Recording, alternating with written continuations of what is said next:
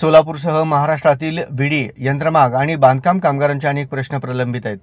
विडी व यंत्रमाग कामगारांचे सुधारित किमान वेतन, सामाजिक सुरक्षा, यंत्रमाग कामगारांसाठी कल्याणकारी मंडळ स्थापना, बांधकाम कामगारांना मोफत आरोग्य तपासणी व उपचारासाठी शहरात मान्यताप्राप्त मल्टी स्पेशालिटी रुग्णालय या संख्येत वाढ या प्रश्नांना प्राधान्यक्रम देणे अत्यावश्यक असून त्या अनुषंगाने तातडीने सकारात्मक निर्णय घेण्याची विनंती कामगारांच्या वतीनं ज्येष्ठ नेते माजी आमदार कॉम्रेड नरसय्या आडम मास्तर यांनी राज्याचे कामगार मंत्री ॲडव्होकेट आकाश फुंडकर यांना मुंबई मंत्रालय येथे केली।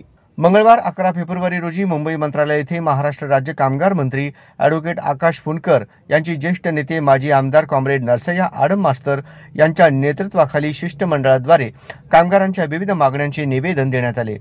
यावेळी या शिष्टमंडळात advocate comrade Anil Basam, comrade Kishore Mehta, comrade Sunny Shetty आदींची उपस्थिती होती।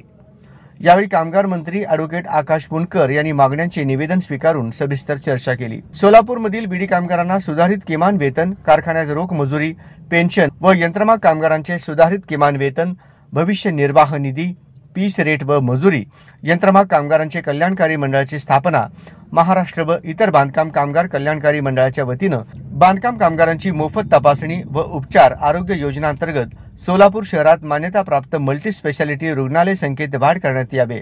या सर्व मागण्यांवर संबंधित खातेनिहाय प्रमुखांची व अधिकारी आणि कामगार संघटना यांची संयुक्त बैठक बोलावून कामगारांच्या हिताच्या दृष्टीने सकारात्मक निर्णय घेण्याचे आश्वासन दिले।